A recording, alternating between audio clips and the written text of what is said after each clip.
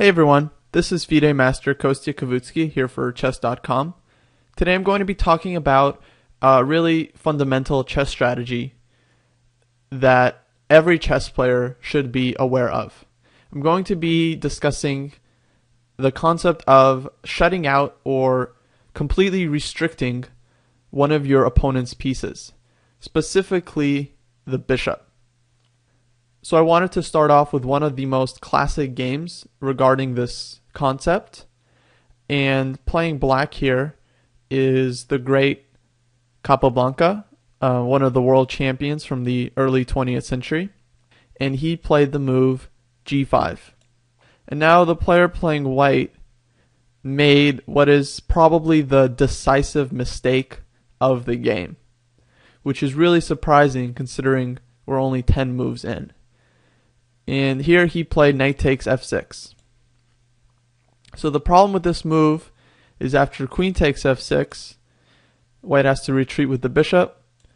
Capablanca had planned a very, very powerful idea, and he played bishop g4. Now, no matter what white does, black is going to take on f3, double white's pawns, and then the bishop on g3 is going to be shut out for the rest of the game. So it doesn't really look like a big deal right now, but let's just take a look and see how the game progressed. And pretty soon I'm sure you'll realize that this is actually already just a horrible position for white. So h3 and f6. This move shows that Capablanca knew exactly what he was doing.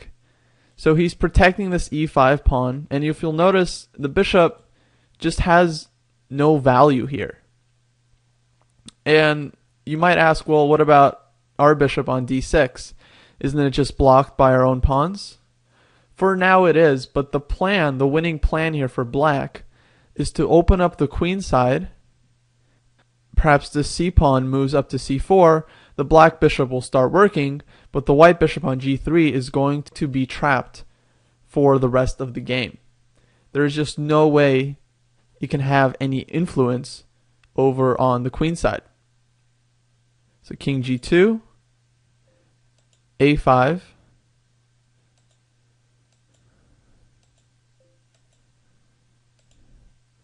so white is trying to open up the king side and possibly activate his bishop there, but there's just not really a good way to do that, and it's pretty much ineffective. Meanwhile, as soon as black opens up the queen side, he essentially is going to have an extra bishop working there, which is more than enough to win a game.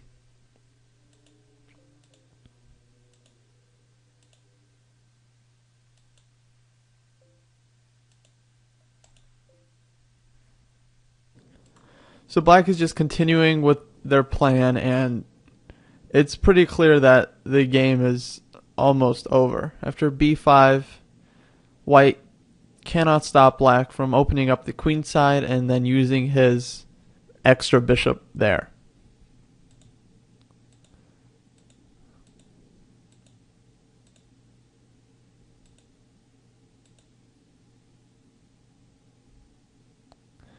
So even if white takes this pawn, they'll trade one pair of rooks, and then black will take this pawn, and he'll have a passed c pawn, which will basically run down the board, supported by his very useful bishop.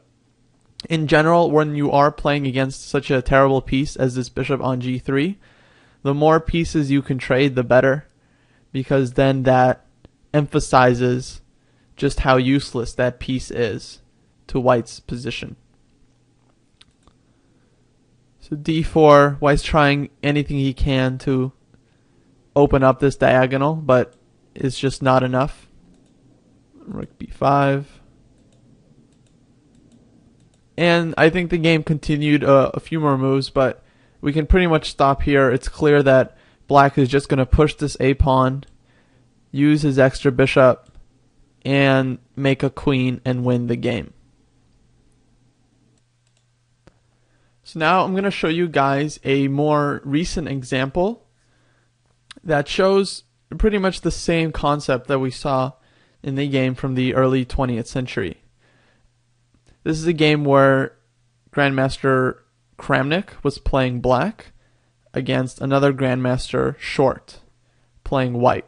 And this game took place at the end of 2011 in a super tournament in London. So pause the video here and take a minute or two and try to find the best move for black with this concept of shutting out the opponent's bishop. Okay, so the move played in the game was d5. Really strong move and really counterintuitive because it seems like black is also blocking his own bishop. But the point is that now white's bishop on b3 is going to be completely dead for the rest of the game. Okay? And black's bishop can relocate to c8 and come out this way. But white is never going to be able to relocate his bishop anywhere and get out of this prison.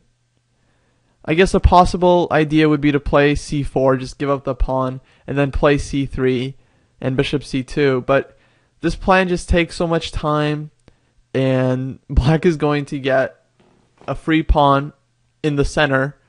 And with a clear extra pawn, the win is also pretty simple. But maybe that would have been better than just playing down a piece for the rest of the game. Either way, the position I think is already kind of hopeless for white. Rook e5, c6. And it seems like white is doing okay there because the rooks and the bishop are pretty active.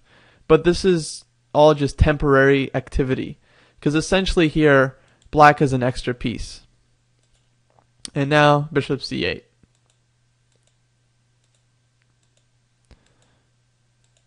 And Kramnik very cleverly trades rooks. Because he knows once more pieces are traded, black is basically playing with two bishops against one on the king side. And white has nothing to do with his silly bishop on b3. So the game continued pretty naturally. Now it's the end game, so both sides are just getting their kings to the center. And slowly Kramnik pushes his pawns on the king side while white just sits and waits and tries to create a passed pawn. And in this position, white resigned. The point is that this bishop is entombed and the king is now trapped. Can't get active at all. So black's plan is very simple. He's just going to play king g4, push this pawn up to h4. Eventually he'll trade the dark scored bishops and win this pawn. And with an extra light scored bishop, he'll queen the pawn with no problems. Or if white hides his king on g1, then black's king will cross over to the queen side and collect these pawns here. So I hope that was a pretty interesting lesson for you guys. And the most important things to take away from this is that you should always be on the lookout for opportunities to trap your opponent's pieces, right? Not just trap them so that you can win them, but trap them so that they can't have any sort of influence on the action going on in the game, which is pretty much just as good as outright winning that piece. Thanks a lot for listening, and I'll see you around on Chess.com.